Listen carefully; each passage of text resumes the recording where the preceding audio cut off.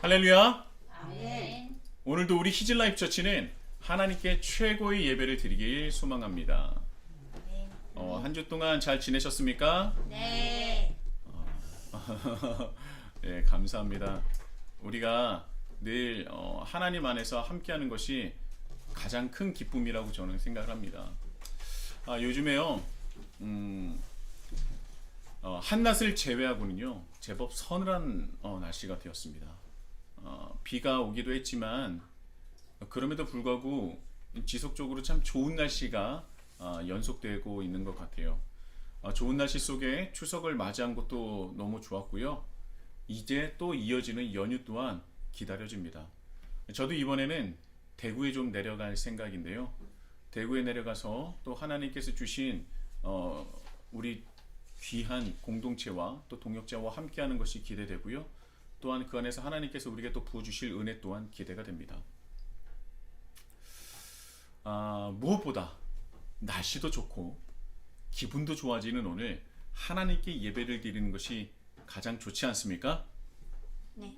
네. 이게 대답이 시원하게 나왔으면 좋겠는데 시원하게 나오진 않았어요. 다시 한번 물어보겠습니다. 뭐니 해도 하나님께 예배드리는 것이 가장 기쁘지 않으십니까? 네. 우리가 일생에서 살아가면서 우리에게 주어지시는 그 참 주어지는 시간이 길어요.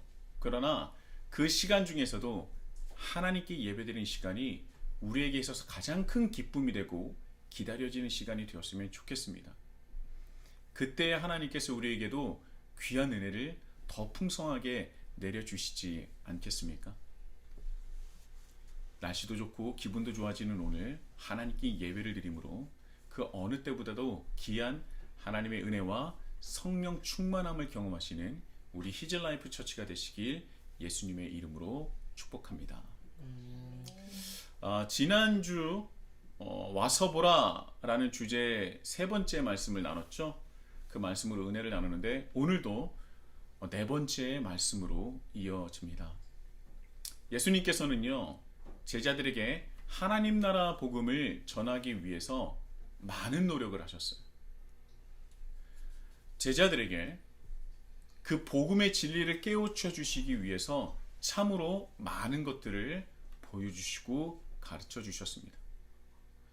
하나님의 말씀을 직접 가르쳐 주시기도 했고요.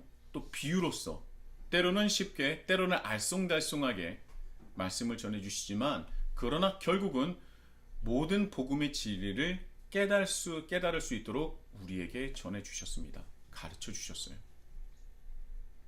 그런데요, 예수님께서 그 복음을 전하시고 가르쳐 주신 방법 중에 특징이 무엇이냐? 바로 와서 보라라는 거예요.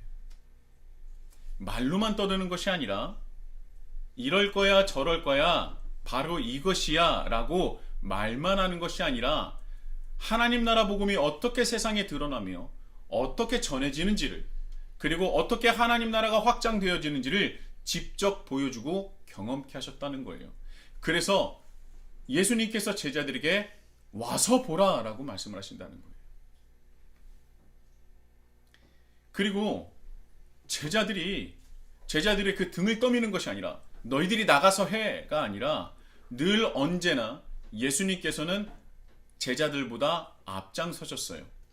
그리고 제자들보다 앞장서서 수많은 이들에게 와서 보라, 하나님 나라가 어떻게 확장되고 어떻게 해야 하나님 나라가 확장되며 복음의 진리가 무엇인지를 내가 직접 너에게 보여주고 경험케 하겠다. 그래서 그 12 제자보다도 늘 앞장서서 와서 보라를 외치셨던 분이 바로 예수 그리스도시다라는 겁니다. 와서 보라는요, 증명하셨다는 거예요.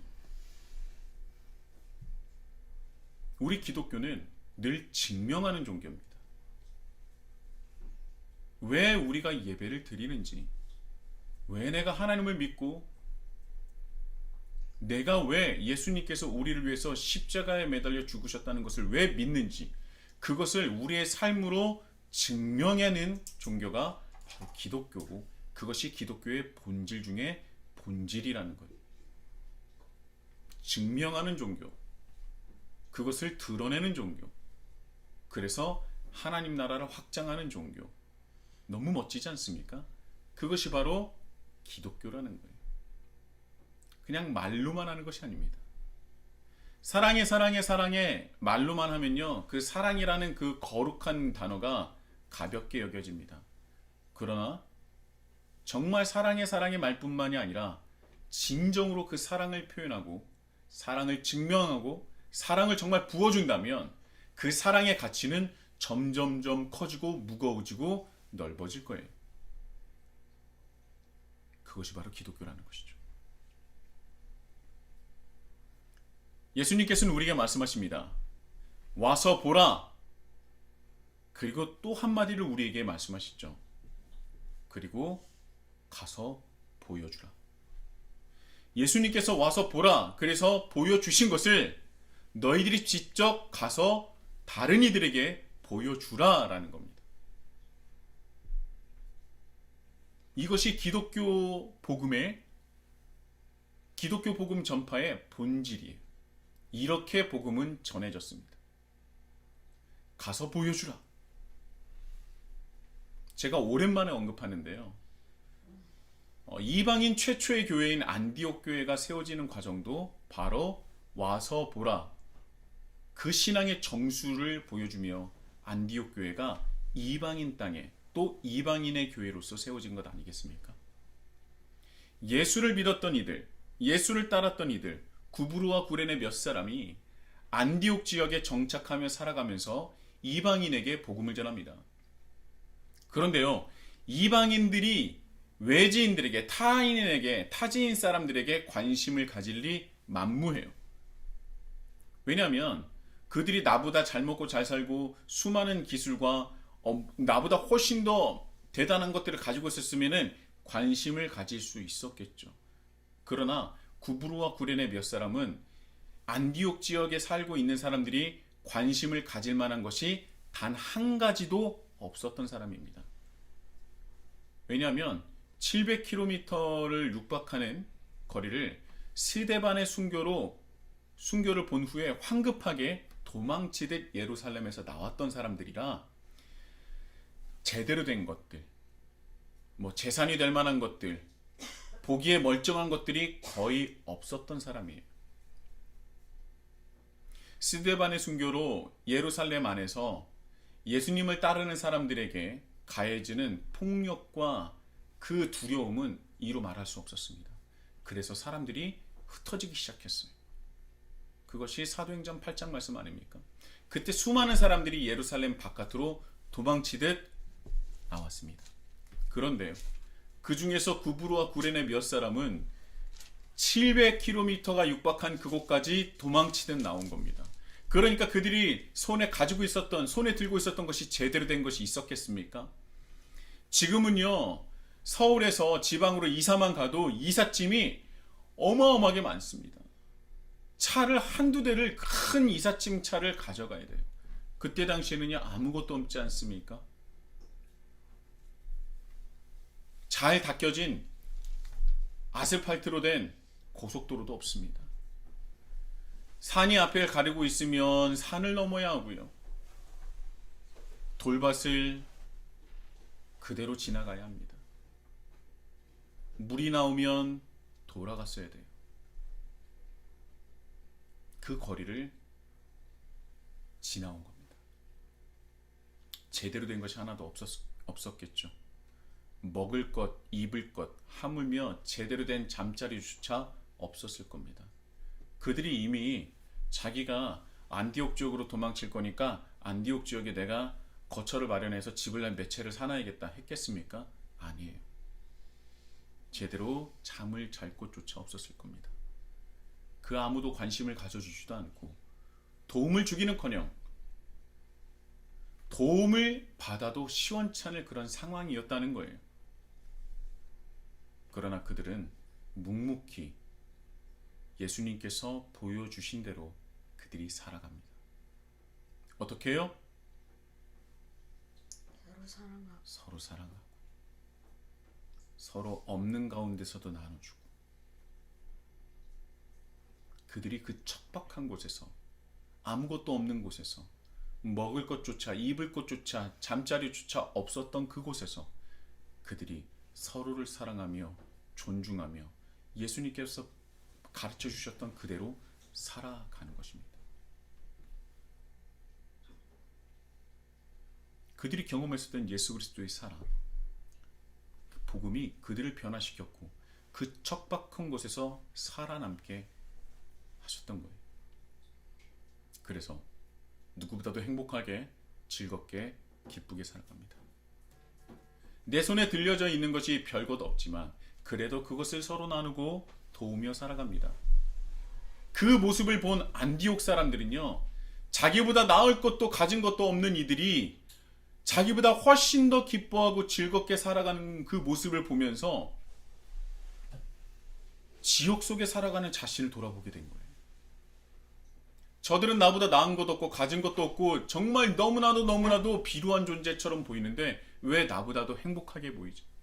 왜 나보다도 기쁘게 살아가지? 왜 나보다 더 넉넉하게 살아가는 것 같지? 나는 그런데 왜 이 지옥 같은 속에서 살아가고 있는 거지? 나는 뭔가? 그리고 저들은 누구인가? 그들의 삶이 궁금해지고 부러워지기 시작하는 거예요. 그래서 이방인들이 정말 아무것도 보잘것없는 사람들 그 삶 안으로 들어가기 시작합니다. 그리고 그 안에 들어갔더니 무엇이 있어요? 와서 보라. 복음이 드러나는 거예요. 그들 삶 안에서 복음이 증명되고 있었던 거예요. 사랑이 꽃피고 있었던 겁니다. 그래서 이방인들이 그것을 보고 놀라고 변화하기 시작해요. 받아들이기 시작합니다.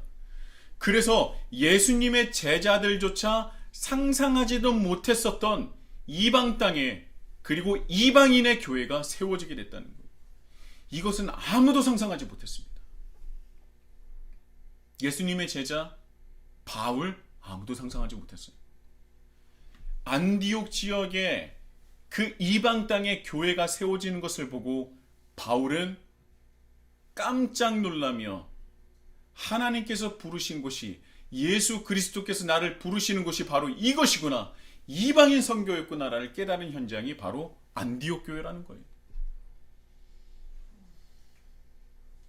여러분, 이방 땅에 교회를 세우는 이들은요, 예수님의 12제자도 아니었고요, 속사도라고 불리는 12제자의 제자도 아니었습니다. 이방 땅에 최초의 이방인 교회를 세운 사람들은요, 이름도 알려지지 않은 놀라운 영웅 구브루와 구레네 몇 사람들이었다는 거예요. 그래서 기독교 전파의, 그 복음 전파의 그 강력한 힘은 바로 와서 보라 였던 것이죠. 말로만이 아니라, 말만이 아니라 직접 보여주고 경험케 하는 겁니다. 이 세상의 주인은 하나님이시라는 것, 우리는 그 하나님의 통치를 받고 하나님의 뜻을 이루기 위하여 살아가는 존재라는 것, 그 안에는 세상에서 줄 수 없는 가장 강력한 사랑이라는 그 무기가 있다는 것. 우리는 그 사랑을 먹고 자라며 그 사랑을 전하며 그 사랑을 증명하는 이들이라는 것, 이것이 바로 복음을 전하는 것, 하나님을 드러내는 것, 하나님 나라가 확장되는 것입니다. 자, 우리는 하나님을 믿는 이들입니다. 맞습니까? 네. 우리는 하나님을 믿지 않습니까?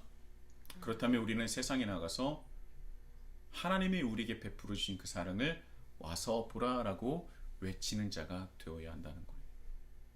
그냥 그저 허공에 대고 사랑을 외치는 사람들이 아니라 직접적으로, 아주 구체적으로, 아주 현실적으로 우리의 삶 속에서 하나님의 사랑을 보여주며 전하는 존재가 되어야 한다는 것이죠.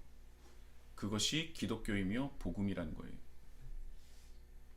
자, 그런데요, 오늘의 말씀을 보면 또한 와서 보라의 놀라운 은혜가 펼쳐집니다.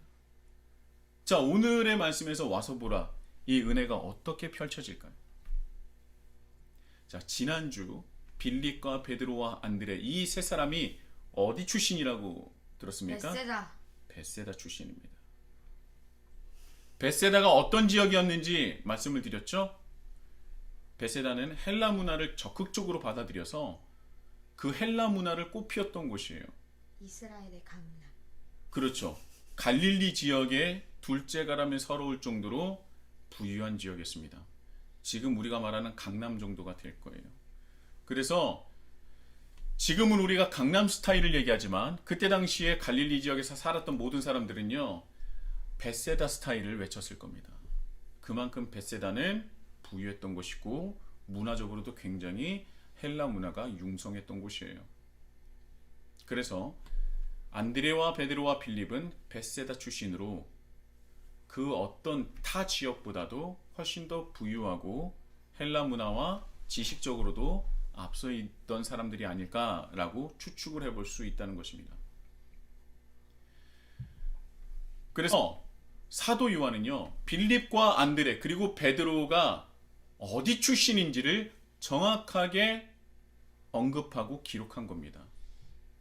그리고 그들이 가지고 누렸을 것을 암시하면서 그런 그들이 복음을 듣기 위하여 자신의 것을 버리고 200km가 넘는 요단강 하류에서 세례 요한이 펼쳤었던 회개 각성 운동에 참여하기 위해서 장기간 그곳에서 체류하고 있었다. 모든 것을 버리고 그것을 사도 요한은 이 독자들에게 알려주고 싶었던 거예요. 그 중에서 안드레는 더더욱 적극적이었죠. 그래서 세례 요한의 제자가 된 것입니다. 그리고 안드레, 베드로, 빌립 순으로 예수님의 제자가 된 것을 말씀을 드렸죠. 자, 그런데요, 여기서 빌립이 예수님을 만나 와서 보라의 동의어인 나를 따르라 라는 말을 듣고 예수님을 따르게 됩니다. 그런데요, 빌립이 예수님을 따르다 보니 한 사람이 떠올랐어요. 바로 누굽니까? 나다니엘. 나다나엘. 나다나엘이라는 사람이 떠올랐어요. 자, 나다나엘이라는 사람입니다. 오늘 본문 말씀 45절에 보면 빌립은 나다나엘을 잘 알고 있고 친분이 있는 정도가 아니라 빌립과 나다나엘은 다 같이 함께 모여서 모세의 율법을 공부하고 특히 모세와 여러 선지자가 기록했던 메시아 사상에 대해서 연구했던, 그리고 그 메시아를 함께 기다렸던 사이로 보입니다. 빌립은 나다나엘과 모세와 여러 선지자가 그 메시아에 대해서 증거하고 예언했었던 그 말씀을 함께 연구하고 함께 공부하고 다시 오실 메시아를, 하나님께서 약속하신 그 메시아를 함께 기다리고 열망하고 갈망했던 이들이 바로 빌립과 나다나엘이었다는 것을 우리는 알 수 있어요. 그래서 빌립이 예수님을 만나고 메시아의 심을 확신한 뒤에 나다나엘을 찾아갑니다. 나다나엘, 우리가 그렇게 기다렸던, 우리가 그렇게 닳도록 보고 또 보았던 성경에 기록된 그분, 메시아, 그 메시아를 우리가 만났다네. 그런데 그가 누구냐? 바로 요셉의 아들 나사렛 예수야. 빌립은 막 흥분해서 기쁨에 차서 나다나엘을 향해서 말했을 거예요. 그런데 나다나엘의 반응이 시원찮습니다. 나다나엘은요, 요셉의 아들 나사렛 예수라는 말을 듣고 약간 실망한 듯 보여요. 실망한 정도가 아니라 말도 안 된다는 말을 합니다. 뭐라고 얘기해요? 나사렛에서 무슨 선한 것이 날 수 있느냐라고 반문을 합니다. 예수님의 출신을 문제 삼은 것이죠. 그렇다면 나사렛이라는 곳이 어떤 곳이길래 이렇게 나다나엘에게 무시를 받는 것일까요? 예수님 당시 원래 나사렛이라는 곳은 원래 존재를 했어요. 원래 존재했던 동네이긴 하지만 이곳에서 사는 사람들의 특징이 있습니다. 나사렛에서 사는 사람들의 특징이 무엇일까? 자, 나사렛이라는 곳은요, 분봉왕이었었던 헤롯 안티파스가 자신의 수도 세포리스라는 신도시를 건설하기 시작합니다. 자, 그런데요, 이 건설에 참여하기 위해서 모여든 건설 노동자들이 있어요. 이때 당시에 건설할 때 누가 필요하겠습니까? 지금도 마찬가지지만 목수, 나무를 다룰 수 있는 사람, 그리고 돌을 다룰 수 있는 사람, 석공, 그리고 그 다루는 것뿐만 아니라 이 모든 것들을 조각할 수 있는 조각가들. 그래서 이 나사렛이라는 동네에서는 누가 모여들었냐면 건설 노동자들이 굉장히 많은 사람들이 이주를 해서 살게 되었어요. 자, 잘 아시다시피 2000년 전 유대 지역에서 건설 노동자로 살아간다는 것은요, 가장 취약계층이라는 뜻입니다. 자, 예수님의 아버지 요셉의 직업이 무엇이었습니까? 목수. 예수님의 직업이 뭐였어요? 목수. 네, 목수였어요. 그래서 나사렛에 가면 거의 대부분의 사람들이 건설 노동자였다는 거예요. 예수님도 목수였죠. 다시 말해서 나사렛이라는 곳은 원래 존재하는 곳이었지만 헤롯 안티파스가 자신의 수도 세포리스라는 신도시를 건설하기 위해서 그 일자리를 구하기 위해 수많은 사람들이 나사렛에 모였습니다. 그래서 나다나엘은 상대적으로 부유한 사람으로서 나사렛 지역의 사람을 무시하고 멸시한 겁니까? 건설 노동자가 어떻게 메시아가 될 수가 있어? 이런 거예요? 네. 그런 것 같아요? 그렇지는 않을 거예요. 왜냐하면 오늘 말씀 47절에 보면 예수님께서 나다나엘을 보시고 나다나엘을 평가하는 말씀이 있습니다. 나다나엘을 보고 뭐라고 얘기하냐면, 보라, 이는 참으로 이스라엘 사람이라 그 속에 간사한 것이 없도다 라고 예수님께서 나다나엘을 향해서 말씀하시지 않았습니까? 예수님 보시기에 이 사람은 참 이스라엘 사람이다. 간사한 데가 단 한 곳도 없는 사람이다. 자, 여기서 이 말씀 중에 헬라어 원문에서는 이데라는 단어를 사용하시는데요. 이데라는 단어는 흔히 사용하는 말이 아닙니다. 최고의 감탄사예요. 최대치의 감탄사예요. 그냥 감탄사가 아니라 최고의 감탄사라는 겁니다. 그러니까 쉽게 다시 제 말로 번역한다면 놀랍도다 놀랍도다. 전혀 간사함이라고는 찾아볼 수 없는 참 이스라엘 사람이구나 라고 예수님께서 평가하신 거예요. 자, 예수님께서도 인정하시는 참 이스라엘 사람이 지역에 대한 편견이 있었겠습니까?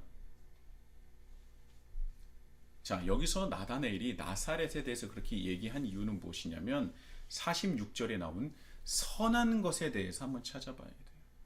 자, 여기서 말하는 선한 것은요, 나사렛의 현실을 말하는 것으로 볼 수 있습니다. 자, 그곳에서 살아가는 많은 사람들은요, 고된 건설 노동자로 하루 벌어 하루 살아가야 되는 일들이 대부분이었어요. 그래서 이들은요, 그들이 공부하고 알아야 하는 하나님의 백성으로 이스라엘 사람이라면은 반드시 알아야 되고 우리 마음에 새겨야 하는 토라, 하나님의 말씀에 대해서 교육을 받지 못하는 사람들이 대부분이었다는 거예요.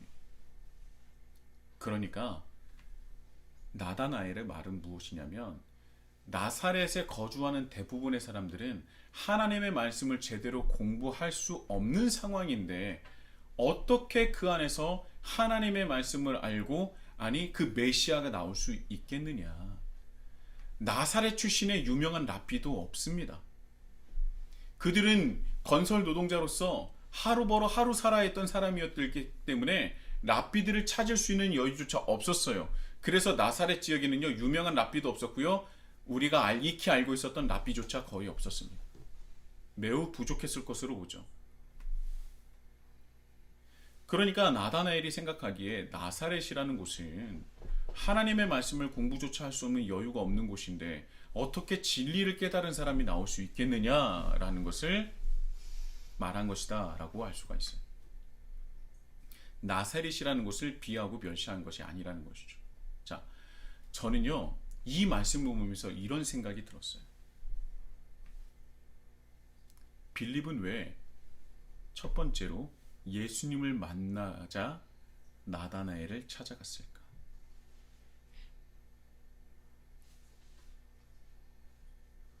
여러분들을 제일 좋은 것을 받으면 누가 생각납니까? 준 사람. 준 사람이 생각나요? 아, 그것도 맞는 말이네. 나에게 좋은 것을 준 사람이 생각나는 것도 맞는 말인데, 나에게 가장 좋은 것이 생겼을 때 내가 가장 사랑하고 관심 있는 사람이 생각나지 않을까요? 왜냐하면 그걸 함께 나누고 그 기쁨을 나누고 싶으니까. 빌립과 나다나엘은 서로 어떤 사이였길래 예수님을 만나자마자 나다나엘을 찾아갔을까? 절친? 절친이죠. 그렇다면 무엇을 하는 절친이었습니까? 같이 성경을 연구하는. 그렇죠. 그들은요 예수님을 감탄케 할 정도로 하나님을 찾고자, 하나님을 알고자, 하나님과 함께하고자 노력하고 갈망했던 사람이라는 거예요. 고대의 성경. 예수님께서도 놀라실 정도로, 예수님께서도 감탄하실 정도로 그들의 그 메시아에 대한 그 갈망이 놀라울 정도로 어마어마했다는 것입니다. 저는 그것이 하나님 나라를 향한 갈망이라고 생각해요.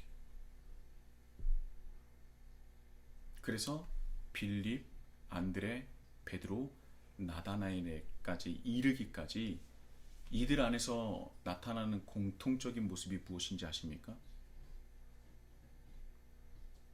바로 하나님 나라에 대한 갈망이라는 거예요.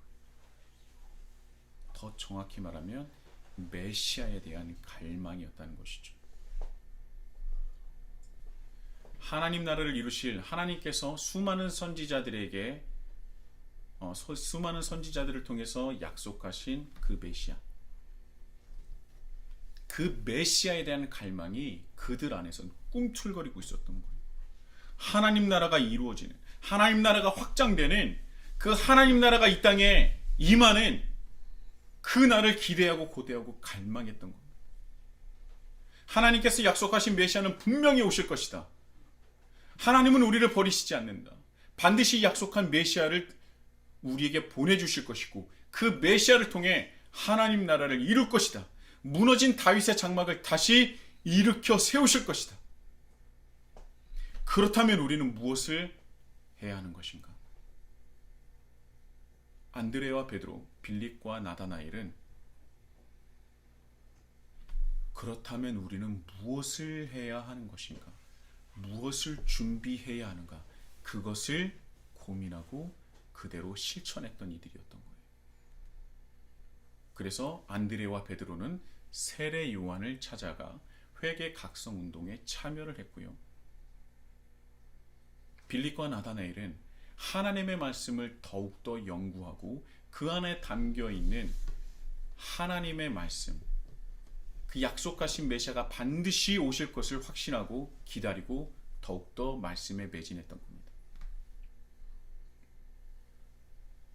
이 네 명의 공통점은 메시아 사상, 하나님께서 약속하신 것을 굳게 믿고 그렇다면 우리는 무엇을 해야 하는가를 고민했던 사람이었다는 거예요. 그래서 예수님께서 이들을 찾아오신 겁니다. 여러분 생각해 보세요.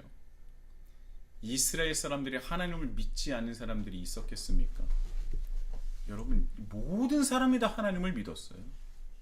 믿는다고 생각을 했습니다. 그러나 그 중에 예수님께서 이들을 선택하신 이유는 무엇이냐? 그렇다면 나는 하나님 나라를 위해서, 메시아를 위해서 나는 무엇을 해야 하는가 고민하고 실천하던 사람이었다는 것이죠. 여러분 하나님은요 준비된 이들을 사용하십니다. 여러분 우리는 하나님을 믿는 사람인데 그렇다면 이들이 고민했던 것처럼 우리는 무엇을 고민하며 살아가고 있습니까? 그냥 그저 하나님을 믿는다는 마음만 있으면 되는 것입니까? 일주일에 한 번 예배를 드리면 되는 겁니까? 그렇다면 우리는 무엇을 위해서 예배를 드립니까? 무엇을 위해서, 무엇을 이루기 위해서 예배를 드리는 것입니까? 정말 하나님 나라를 확장하기 위해서 예배를 드리는 겁니까? 내가 정말 하나님을 힘써 알아서 하나님 뜻대로 살아가기 위해서 예배를 드리는 겁니까? 우리가 무엇을 위해서 예배를 드리는 겁니까?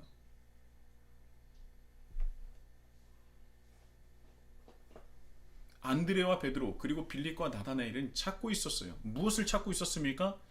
약속하신 메시아를 찾기 위해서 고민하고 또 고민하고 갈망하고 그것을 찾아 헤맨 거예요. 그렇다면 나는 무엇을 해야 하는 것인가?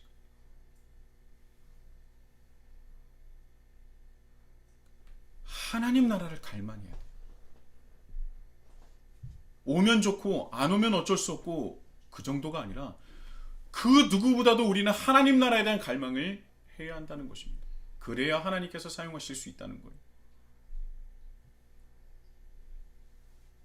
그래서 그들의 갈망이, 그들의 마음이, 그들의 신앙이 내가 하나님 나라를 위해서 무엇을 해야 하는가 그 고민이 예수님이 그들을 찾아게 오는 결정적인 이유가 아니었겠습니까? 그래서 예수님도 나다나엘을 보고 놀랐던 거예요. 감탄에 맞이하는 것이죠.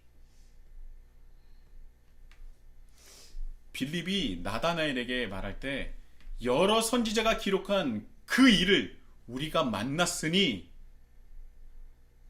이렇게 점잖게 얘기했겠어요?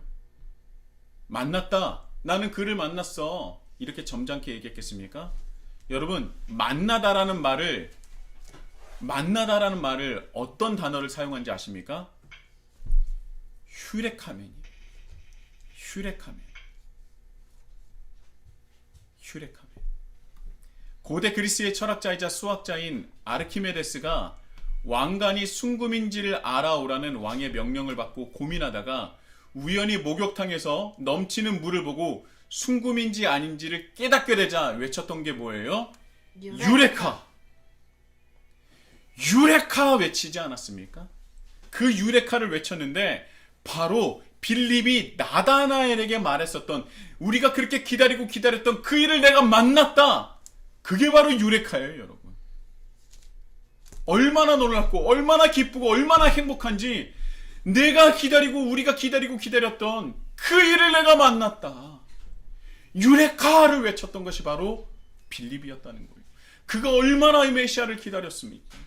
그가 얼마나 하나님의 말씀을 갈망하며 공부하며 연구하며 메시아를 기다렸던 거예요. 그래서 나다나엘을 만나자 그 유레카를 맺힌 것이 바로 빌립이었다는 거예요. 내가 그 일을 만났다. 우리가 그 일을 만났다. 유레카. 바로 그 말씀이라는 겁니다. 얼마나 기다렸으면 그 유레카를 외쳤겠어요. 찾아내었다. 알아냈다. 발견했다. 그래서 안드레와 베드로, 빌립과 나다나엘은요, 예수님을 보고 유레카를 외친 거예요. 우리가 그렇게 기다렸던 바로 그 메시아가 우리에게 오셨다. 우리에게 찾아오셨다. 드디어 만났다. 이 네 명은요, 이 메시아를 만나기 전까지 수많은 시간 동안 이 시간을 기대하고 갈망하며 기다리고 준비했던 이들이에요. 그 마음을, 그 신앙을, 그 믿음을 보시고 예수님은 이 네 명을 찾아가셔서 제자로 삼으신 것입니다. 이 당시 유대인들은요, 자신들은 하나님을 믿고 있다고 다 생각을 했을 거예요. 때가 되면 제사를 드렸고요, 절기에 참여했고 대속죄일에 자신의 죄가 사해졌다고 믿었을 겁니다. 그런데요, 어떤 이들은 선택을 받았고 어떤 이는 선택을 받지 못했습니다.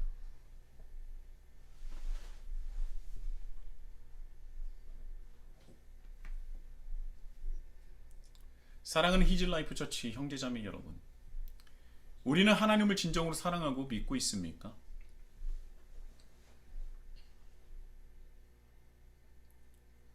우리는 하나님께서 우리에게 맡겨주신 사명에 우리 최선을 다하고 있습니까? 아니면 사명을 알고는 있습니까?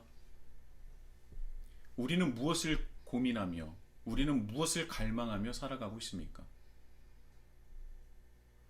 하나님께서는 우리에게 하나님 나라를 맡겨주셨는데 우리는 지금 무엇을 갈망하며 살아가고 있습니까? 무엇을 고민하며 무엇을 바라며 살아가고 있습니까? 우리가 하나님을 위해서 하는 것은 일주일에 1시간 예배 드리는 것, 그것마저도 급급해하고 있습니까? 일주일 168시간 중에 우리는 얼마나 하나님을 알아가기 위해서 노력하고 있습니까? 하나님 나라를 확장하는 데 힘쓰고 있습니까? 2022년보다 2023년은 조금 더 성장을 했습니까? 그리스도인으로 성장을 했습니까? 아니면 제자리입니까? 아니면 퇴보했습니까? 우리는 어떤 사람이 우리에게 와서 복음이 무엇입니까? 라고 물을 때 자신 있게 그 복음에 대해서 증거하고 증명할 수 있습니까? 우리는 무엇을 위해서 예배를 드리고 무엇을 위해 하나님을 믿고 있는 것입니까?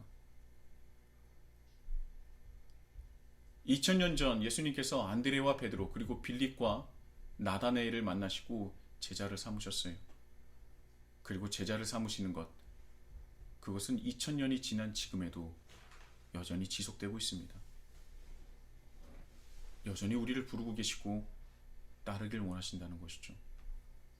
그리고 그 누군가 순종하는 이들로 하여금 2000년이 지난 지금도 하나님 나라는 가열차게 확장되고 있습니다. 다만 우리가 그 안에 없는 것일 뿐이죠. 저는 먼저 우리가 준비된 자가 되어야 한다고 생각합니다. 마땅히 우리는 하나님을 믿는 자로 준비된 자가 되어야 한다고 생각을 합니다. 예수님께서 나다나엘을 보시면서 이대하시면서 놀랍도다 놀랍도다 감탄하실 만큼은 안 되더라도 그래도 그 누구보다도 하나님 나라는 나를 통해서 확장되어야 된다는 그 마음만은 가지고 살아야 되는 것 아니겠습니까? 어떻게 해야 하나님 나라가 확장되는 것입니까? 그 고민을 해야 되는 사람 아니겠습니까?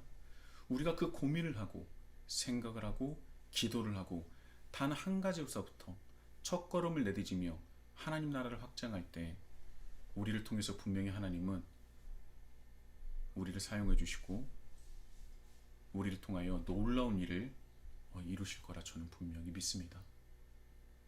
준비된 자가 되십시오. 그리고 우리를 기다리신 예수님을 만나십시오. 그리고 유레카를 외치면서 세상에 나아가십시오. 그것이 하나님께서 우리에게 바라시고 원하시는 하나님의 뜻인 줄 믿습니다.